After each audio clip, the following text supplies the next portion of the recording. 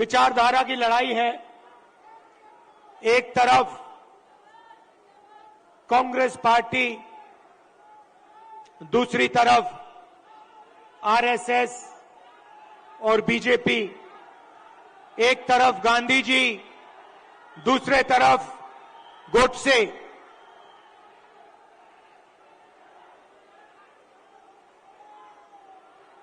ये भैया इनको दिखाई नहीं दे रहा है। भैया प्रेस वाले थोड़े नीचे हो जाएं तो लोगों को दिखे।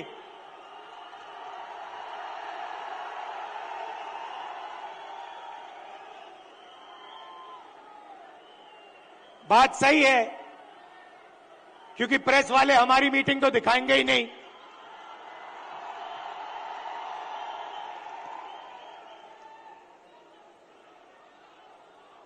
तो एक तरफ गांधी जी, दूसरी तरफ गोडसे, एक तरफ नफरत और हिंसा, अहंकार, और दूसरी तरफ मोहब्बत, आदर, भाईचारा। अब देखिए, जहां भी ये जाते हैं नफरत फैलाते हैं, गुस्सा पैदा करते हैं। अब हुआ क्या? अब मध्य प्रदेश में, मध्य प्रदेश का युवा, मध्य प्रदेश का किसान इनसे नफरत करने लग गया है। जो उन्होंने जनता के साथ किया, अब जनता उनके साथ कर रही है। और इसीलिए हमने ये 7 यात्राएं, जन आक्रोश यात्राएं मध्य प्रदेश में निकाली हैं। इससे पहले भारत जोड़ो यात्रा में कन्याकुमारी से हम कश्मीर तक चले और मध्य प्रदेश से पैदल निकले। कमलनाथ जी, कितने किलोमीटर चले थे हम यहां? नहीं, मध्य प्रदेश में टोटल कितने चले थे? नहीं, यात्रा कितने किलोमीटर चली थी? लगभग 180 किलोमीटर। हाँ, ये देखिए, 370 किलोमीटर हमारी यात्रा मध्य प्रदेश में चली थी। किसानों से मिले, युवाओं से मिले, माताएं बहनों से मिले।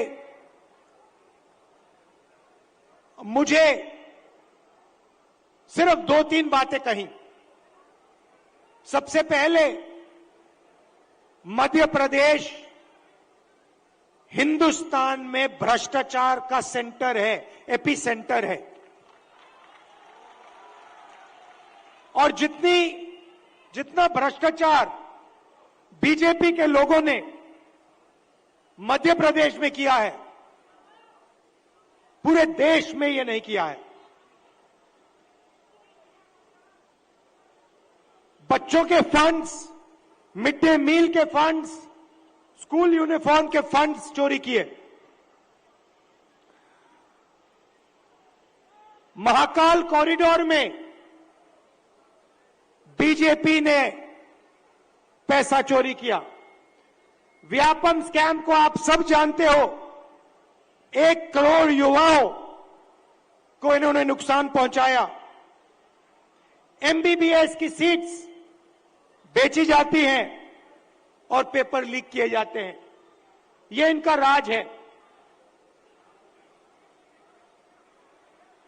दूसरी बात, किसानों ने अपनी बात बताई। किसानों ने कहा, और यहां आप सोयाबीन उगाते हो, आप इसको सबसे अच्छी तरह समझोगे कि हमें मध्य प्रदेश की सरकार सही दाम नहीं देती है। अब आप जाइए, छत्तीसगढ़ में जाइए, पास जाइए, दूर नहीं है।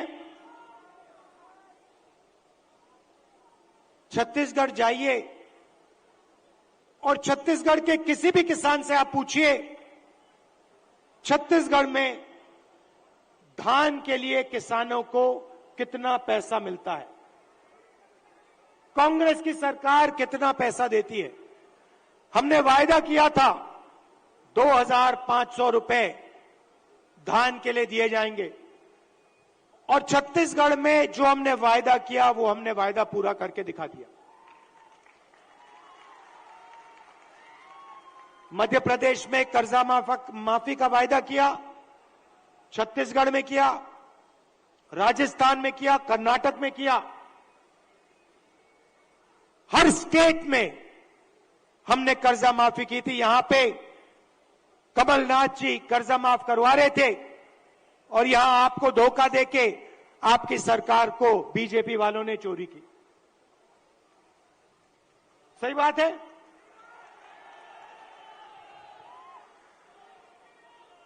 भाई और बहनों, 18,000 किसानों ने यहां पे पिछले 18 साल आत्महत्या की है। 3 किसान हर रोज मध्य प्रदेश में मरते हैं। ये इनकी सरकार है। क्यों? क्योंकि ये चुने हुए लोगों के लिए काम करते हैं। पहली बार हिंदुस्तान की हिस्ट्री में पहली बार किसान टैक्स दे रहा है। इन्होंने जीएसटी लागू की और 5 कानून लाए, काले कानून, किसानों को दबाने के, खत्म करने के कानून। हिंदुस्तान के सारे किसान इनके खिलाफ खड़े हो गए। नरेंद्र मोदी जी कहते हैं किसानों के फायदे के लिए मैं ये कानून, काले कानून लाया हूं। अगर किसानों के फायदे के लिए कानून लाए तो किसान सड़क पे क्यों उतरे हैं?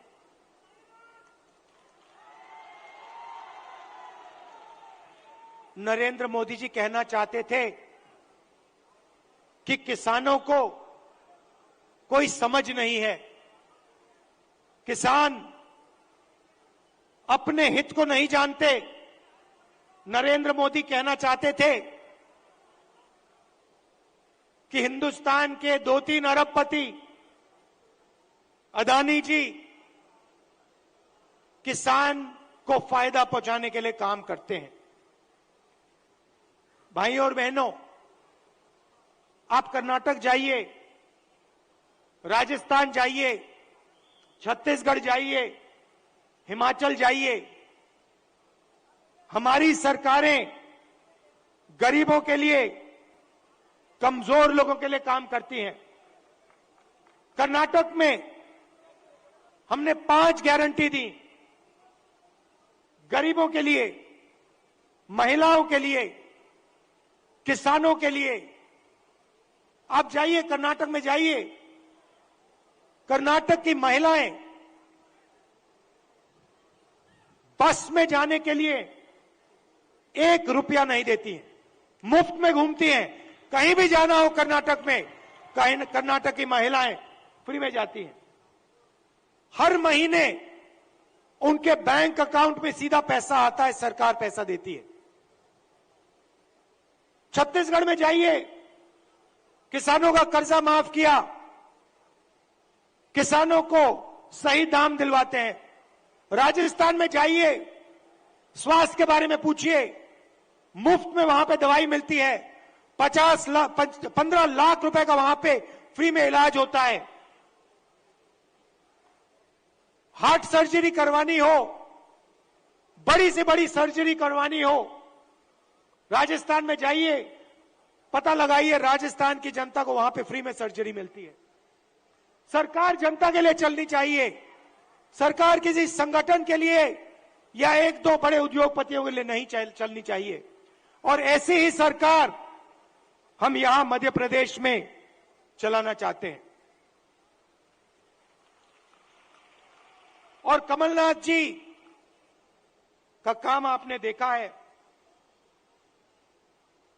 काम करना जानते हैं और जो उन्होंने काम शुरू किया था वो काम वो मध्य प्रदेश में पूरा करने जा रहे हैं।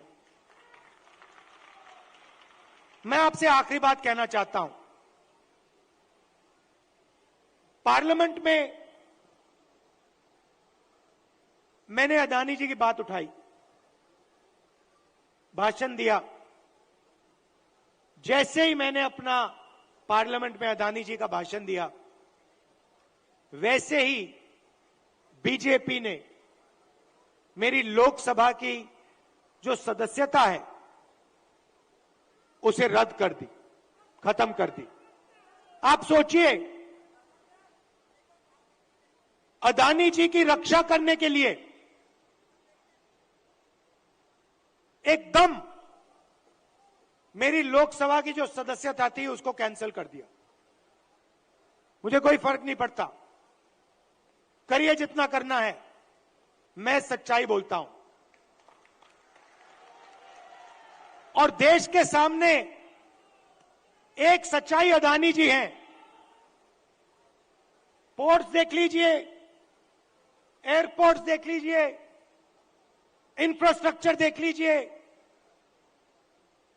धान के साइलोज देख लीजिए, हर जगह आपको अदानी जी दिखाई देंगे। अदानी जी किसानों के जेब में से हर रोज जेब में से आपका पैसा लिया जाता है। इंफ्रास्ट्रक्चर में, डीजल में, पेट्रोल में, फर्टिलाइजर में आपके जेब में से पैसा निकलता है और सीधा इन दो उद्योगपतियों के जेब में जाता है। मैंने मीडिया की बात की, मैंने मजाक में कहा कि मीडिया वाले हमारी मीटिंग तो दिखाएंगे नहीं। मोदी जी का चेहरा 24 घंटा दिखेगा, शिवराज जी का चेहरा 24 घंटा दिखेगा। क्यों? क्योंकि इनका रिमोट कंट्रोल अदानी जी के हाथ में है। देखिए, ये मुस्कुरा रहे हैं, प्रेस वाले मुस्कुरा रहे हैं, इनके बेचारे की गलती नहीं है, ये रिपोर्टर है, इनकी गलती नहीं है, ये सच्चाई जानते हैं। रिमोट कंट्रोल पीछे से कंट्रोल दबता है। एक और सच्चाई है, और वो सच्चाई शायद अदानी जी से भी बड़ी सच्चाई है।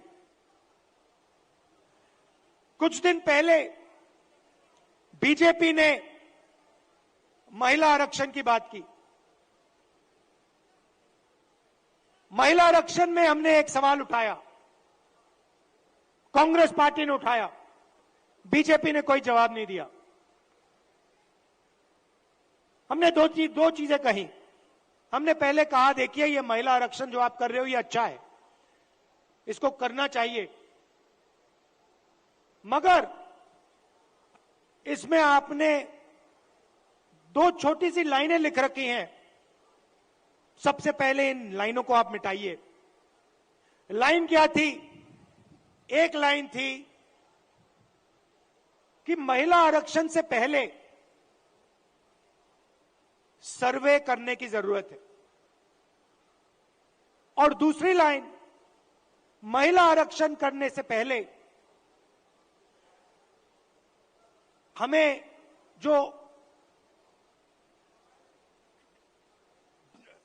डीनोटिफिकेशन होता है उसको करना है। इससे क्या होगा? इससे महिला आरक्षण 10 साल बाद होगा, आज नहीं होगा। तो हमने कहा पहले ये दो लाइनों को आप बदलिए, और उसके बाद हमने और भी गहरी चीज कही और सवाल पूछा कि महिला आरक्षण में ओबीसी आरक्षण क्यों नहीं है?